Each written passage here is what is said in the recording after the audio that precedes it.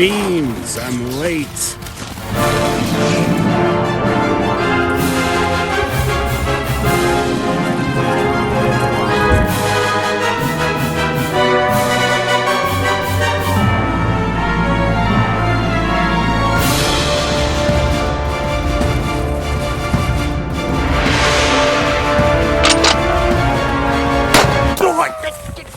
Ow! Guys, I said no steel BBs. No, this is not how you play airsoft. This is, oh, God.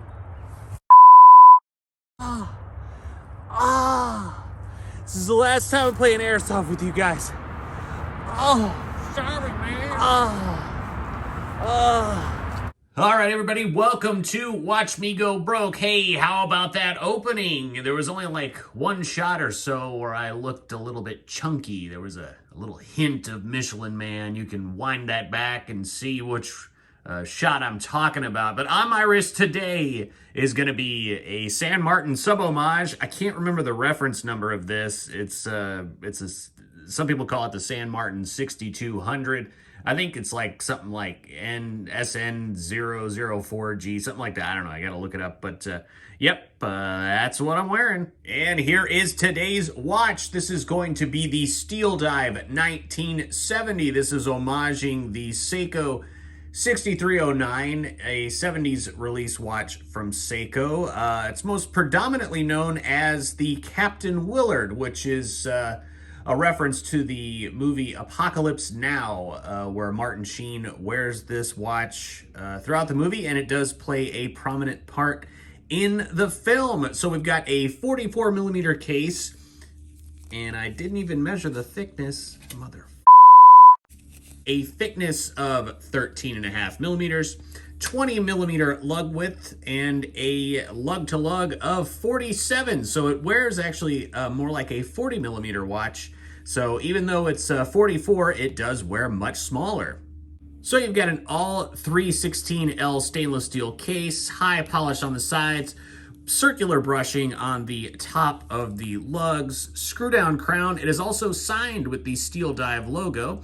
Screw down case back featuring that Steeldive logo, which a lot of guys on first glance, they say it looks like different things. To me, it kind of looks like a buck-toothed snake, if that makes any sense. We'd see the little buck teeth down below the snake there, but obviously it's a scuba mask, a couple of scuba tanks, and some fins there. Polished case back. It says NH35 Dive 200M by Steeldive, all stainless steel, automatic movement. Okay, I guess I read that in the wrong order. It should have been automatic movement NH35, and then I could go on with the rest of it. But good looking case back. Yeah. So this watch features a sapphire crystal with some anti-reflective coating. It looks like a purplish blue anti-reflective coating. It does work really well, especially when you're out in the sun. Not a whole lot of reflections. This watch remains very legible. Ceramic lumed bezel insert, which I'll show the lume in just a little bit. And it is 120 click. The action on it is really outstanding. No back play whatsoever. Everything lines up very nicely. The action on it, man, you could turn this all day long. It's very satisfying. One of the better actions that I've come across. A nice coin edge bezel. So the dial really is a good looking dial. It is all applied indices, not their own design, obviously, but it looks good. So those indices are filled with C3 Superluminova, giving it that kind of yellowish color. The bezel insert is actually BGW9, so you're going to get two different colors of the lume, and I guess while I'm talking about it, let's show it. Well, the lume is just absolutely outstanding. The mixture of that blue and yellow C3, it's awesome. It's so bright. It does a great job. Obviously, the BGW9 is a little bit brighter than the C3, but man, gosh, it just looks so awesome. Really nice finishing on the hands. Everything looks on the up and up. You've got the Steeldive logo just below the 12 o'clock marker. Just above the 6 is automatic water 200M in red. A nice little play off that red dot on the second hand. And resist. Date window at the 3 o'clock. It is powered by the NH35 as mentioned earlier. 21,600 vibrations per hour. A good, reliable movement. Yeah, all in all, super, super great. So out of the box, this watch comes with this stainless steel bracelet. It is a push pin bracelet. It was very easy to size. The bracelet itself is not bad. I know a lot of guys say that the bracelet is crap, and there is a crappy part of it. And believe it or not, that's not the clasp, but the clasp is just a folded metal clasp. It's pretty cheap. It is kind of crappy, but again, at this price, I mean, you know, what are you expecting? My major gripe with the bracelet is that it has female end links, by the way, which is really great, conforms to the wrist. But these, let me see if I can zoom in here. So these end links, they're female end links, and boy, my gloves are getting cut up there. So it's going to conform to the wrist really well, but they are machined terribly. They're very rough. You look at the side of that link there, and it doesn't really fit the watch very well. It sort of jingles and jangles, and it doesn't even, it leaves like a gap on the bracelet as well. So really, really crappy end links. It would be nice to see that done a little bit better. I mean, yeah, you can look at that. I mean, just no time taken with these end links. Really, apparently machined very quickly and not super great. So I think that's where the crappiness of the bracelet lies. So I definitely got rid of it. And I put it on the included Tropic strap. If you guys have not had a watch with a Tropic strap, you are missing out. These are some of the most comfortable straps that I have ever encountered. Very breathable. You know, sizing is not an issue. You can go all the way down to the end, all the way down to the end on this side as well. A little bit raised up, sort of buzzsaw kind of sides to it. It's just wonderful. I'm always running my fingers on those. I just think it's really cool. The buckle, you know, just kind of a crappy buckle, but all in all, I mean, floating keeper there. It's just really, really great. Very comfortable. So I guess this was made by a company called Fuhrmann. So that sounds German. So look up Fuhrmann, because this Tropic strap is outstanding, but you can find numerous Tropic straps, lots of colorways and stuff, but that is definitely the way to go with this watch. 20 mil strap, just great. So what do I like about this watch? Well, value for money, it can't be beat. It just absolutely cannot be beat. And that is a real problem. And it's a real problem for Seiko, because you have a Seiko movement, you have sapphire crystal, ceramic bezel, lumed ceramic bezel, all stainless steel case, a screw down crown, screw down case back, all the stuff that Seiko is trying to charge you $1,000 for on their re-release. And the quality control on this is better than what I have seen. And again, I have not handled the Seiko Captain Willard, the reissue. But from what I have read and seen in other reviews, the alignments are off traditionally. You know, the chapter ring doesn't align with the bezel insert at all. And really, you're paying $1,000 for that watch. It's inexcusable to do that. I mean, I appreciate the fact that they did, you know, a ceramic bezel and a sapphire crystal, which is nice. But gosh, this is 1/10 of the price of that. You can pick these up super cheap. Just do an eBay search for Steeldive 1970, and you are going to find numerous outlets of this from anywhere between $100 to $150, and it's just outstanding what you get for your money.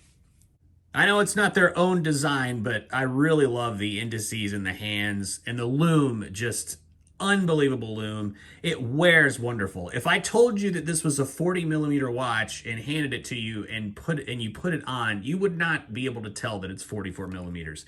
44 mil kind of scared me a little bit because I figured, well, it's going to wear big. I'm not really into big watches, but this does not do that at all. It just wears so beautifully. Another thing I do like is the crown action, which doing it with gloves is a little bit difficult, but it screws down a long way. So I have it out now and, screwing it back down. I mean, you just keep going and going and going and going and going. And that just gives me confidence about the water resistance, which is 200 meters. So, I mean, it's not ISO certified, but 200 meter dive watch at this price, insane, absolutely insane. And it's a Seiko movement. And that's what Seiko does. They allow themselves to be undercut by allowing other companies to use their own movements. I mean, we don't want them to stop doing that, obviously, but gosh, if they're really the brand that is at most risk for undercutting their own business, and they're really at fault for it.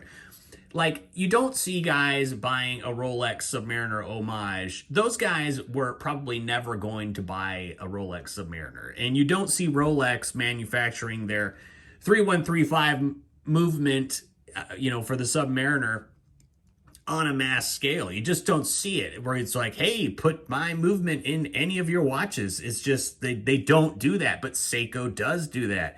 And that's just a terrible business model, in my opinion. I just think it's, oof, boy, yeah, I don't know whose brainchild that was, but not a good idea. But we love it, and we love Seiko, and we love their movements, but they're really losing out on a lot of money for sure. I also like the crispness of the printing of that Steeldive logo. It is so crisp. There's no rough edges on it. That's about as far as I can get in for you to see, but it is so high quality, the printing. It's just insane. And that 200M, I know I got the hands in the way kind of, is raised up a little bit in red. Just a neat touch. So what do I not like about this watch? Well, I mean, not a whole lot not to like. The brushing, as you can see on the sides there, it could be a little better. It's not really that well finished all the way around. But again, this price, I mean, what are you wanting really?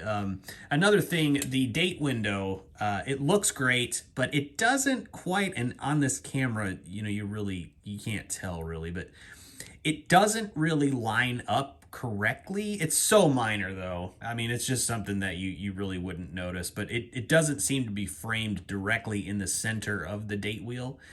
So when you get to like 2s and 3s and stuff like that, it's sort of it's not cut off, but it's very close to the left edge of that framing window. So I don't know, but again, it's such a nitpicky gripe. And here it is out in the wild on my 7¼ inch wrist. It just wears so lovely. This strap is so comfortable. Guys, just shut this video off if you haven't already. I mean, most people do. And just go buy one. I mean, they are so good.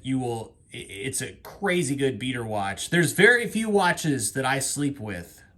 And, that didn't sound right. I mean, I will go to bed, and usually I wear a G-Shock to bed because I sleep rather violently, but this one is so comfortable, and you're not going to scratch it. You're not going to, there's not a lume pip that's going to hack off if you're wearing it to bed. You just wear it all night, and the lume, wake up in the middle of the night, check it, it's glowing like an absolute street light. I mean, it's just so great. So yeah, guys, just go buy one. You can thank me later. There's lots of reviews of these, so check out other reviews if you don't think that I did it justice here, but I hope I did. I think it looks really great. Steeldive is really a company that's cranking out good stuff. I'm not sure if they go under a few different names out there, but yeah, Steeldive. I'm definitely going to get more Steeldive watches in for review, and I'm just so excited about that. But that's all I got for today, guys. I will see you next time.